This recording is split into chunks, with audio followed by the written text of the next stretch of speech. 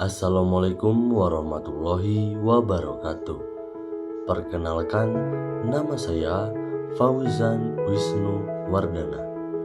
Saya mahasiswa dari program studi S1 Hukum dengan NPM 301250444. Setelah saya mengkaji video yang diberikan oleh dosen saya akan memberikan tanggapan mengenai pentingnya komunikasi yang efektif di dunia organisasi dan juga kehidupan sehari-hari. Komunikasi efektif merupakan fondasi utama dalam membangun hubungan antar individu, baik di lingkungan kerja, organisasi, maupun kehidupan sehari-hari. Tanpa komunikasi yang jelas dan terarah, pesan yang disampaikan seringkali mengalami distorsi, menimbulkan kesalahpahaman, bahkan dapat memicu konflik yang sebenarnya tidak perlu terjadi. Oleh karena itu, kemampuan berkomunikasi secara efektif menjadi keterampilan penting yang perlu dikembangkan oleh setiap orang.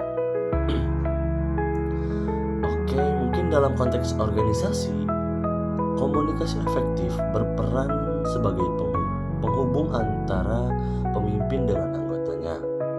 Pemimpin yang mampu menjelaskan visi, arahan, serta tujuan organisasi dengan baik akan membuat anggotanya merasa lebih memahami apa yang harus dilakukan. Anggota pun menjadi lebih percaya diri dalam menjalankan tugas, karena pesan yang diterima jelas dan tidak menimbulkan ambiguitas. Selain itu, komunikasi yang baik mendorong terciptanya suasana kerja yang kondusif, harmonis, dan penuh rasa saling menghargai.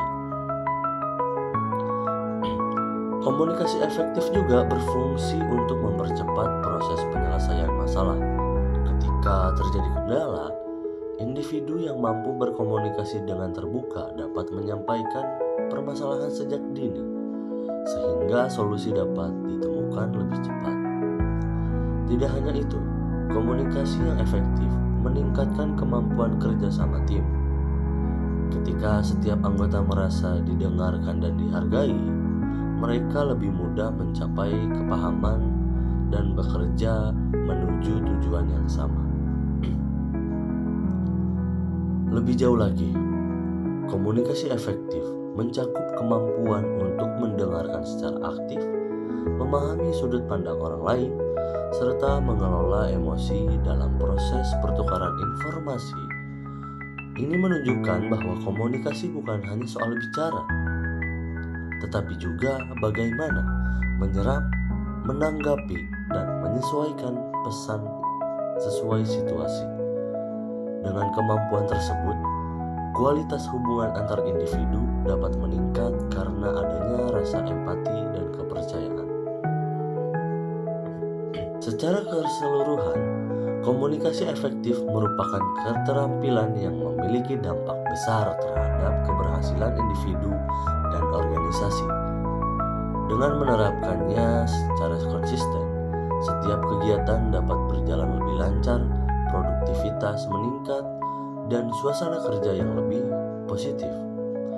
Karena itu, pengembangan kemampuan komunikasi harus menjadi prioritas bagi setiap orang yang ingin mencapai keberhasilan dalam berbagai aspek kehidupan. Oke, mungkin rasa-rasanya mungkin cukup ya tanggapan dari saya mengenai pentingnya komunikasi efektif. Saya akhiri tanggapan saya. Mohon maaf apabila ada kekurangan kata dan salah-salah kata. Wabillahi taufiq wal hidayah. Wassalamualaikum warahmatullahi wabarakatuh.